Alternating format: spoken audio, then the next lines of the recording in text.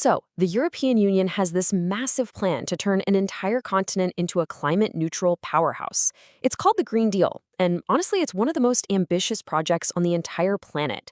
Today, we're going to break it all down: what it is, how it works, and why it really affects all of us, not just Europeans. Just think about that for a second. We're not talking about a city or even a country. We're talking about making an entire continent climate neutral. That is the moonshot goal right at the heart of the EU Green Deal. It's a plan so big, people are already calling it Europe's Green Revolution. All right, so here's how we're going to tackle this. First, we'll get into the master plan itself. Then we'll dive into the 7 key actions making it happen. After that, we'll look at the specific rules, the policy toolkit. We'll weigh the promise against the price. And finally, we'll see how this whole thing is creating ripples across the globe. Okay, let's start with the big idea. Before we get into all the nitty-gritty details, what's the core vision here? What's driving this whole thing? So the end game here is something called climate neutrality. And, it's a really powerful idea, but it's also pretty simple. It's all about balance. The goal isn't to just stop all emissions overnight. That's not realistic. Instead, it's to get to a point where any greenhouse gases we do put out are completely canceled out by what we can pull back in, either with nature or technology, basically getting to net zero. And they've got a roadmap for this. They're using 1990 as the starting line, the baseline for everything. The first big checkpoint, 2030, and that's coming up fast. The target is to slash emissions by a whopping 55%, but the ultimate finish line is 2050. That's the year the EU wants to hit that climate-neutral sweet spot. Yeah, so it's really important to get this. This isn't just another environmental law. It's being sold as a master plan for the entire economy. Think of it like a fundamental rewiring of everything designed to spark new industries, create new jobs, all while fighting climate change. It's a blueprint for a whole new way of doing business. All right, so that's the big vision. But how are they actually going to pull this off? Well, it all boils down to a 7-point action plan. And what's really interesting here is that they're not trying to fix these problems one by one in little boxes. The real power of this strategy is that it's all connected. It's a web that links everything: the power grid, heavy industry, the cars we drive, even the food we eat. Every single piece of the economy is being roped in to be part of the solution. Let's just quickly run through these pillars because they are huge. We're talking a massive shift to renewables like wind and solar. We're talking about reinventing core industries, steel, cement, to be green. A huge, huge push for electric cars and better public transport. Reforming farming with what they call a farm-to-fork strategy. Building a circular economy where we design products to be reused, not thrown away. And on top of all that, actually restoring nature. Planting more forests, cleaning up our water. Any one of these things would be a colossal project on its own.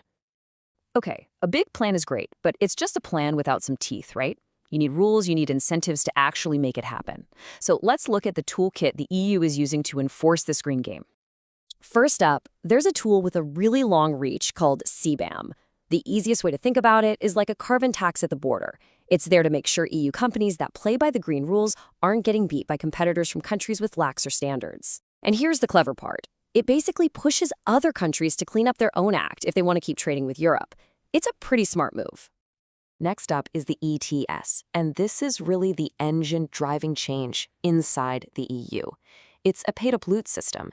It puts a price tag directly on carbon emissions. So for thousands of power plants and factories, the message is crystal clear. Figure out how to cut your pollution or get ready to pay up. Then you've got the EU taxonomy. Okay, so with all this money, we're talking trillions, getting poured into green projects. How do you know what's legit and what's just greenwashing? When a company just slaps a green label on something. Well, this is the official rulebook. It's a science-based checklist that defines what actually counts as a sustainable investment. The goal is to make sure all that cash goes where it can do the most good. And last but not least, there's the Just Transition Fund. Look, the EU isn't naive. They know this transition is going to be tough, even painful for some people, especially in regions that have depended on things like coal mining for generations.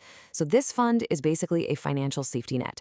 It's billions of euros set aside to help retrain workers and build new green industries, all to make sure that as they move forward, nobody gets left behind.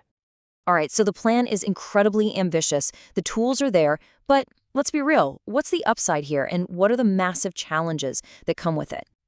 But before we get into that, I just want to circle back to this number for a second. 55%. That's the goal for emission cuts by 2030. That's this decade. This isn't some far-off dream for our grandkids. It's a hard deadline that's forcing this incredible pace of change right now. And this really gets to the heart of the Green Deal's dilemma. On one hand, the promise is just massive. We're talking cleaner air, new green jobs, not being so dependent on foreign fossil fuels, and positioning Europe as a real leader on climate.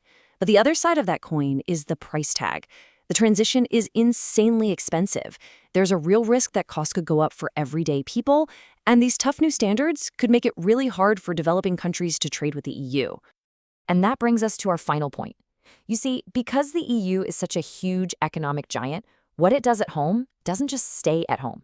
Its policies create these massive ripples that spread out across the entire world. And you can already see this happening. The war in Ukraine gave a huge jolt to the push for renewables, all about energy security. The EU's plan to ban new gas and diesel cars by 2035, that's forcing every car maker on the planet to go electric. The EU's rules for green finance are basically becoming the global standard.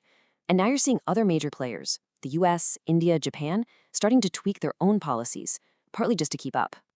So it really all boils down to this. This isn't just some internal European project. It's a green revolution that by its very nature is changing how the entire world does business.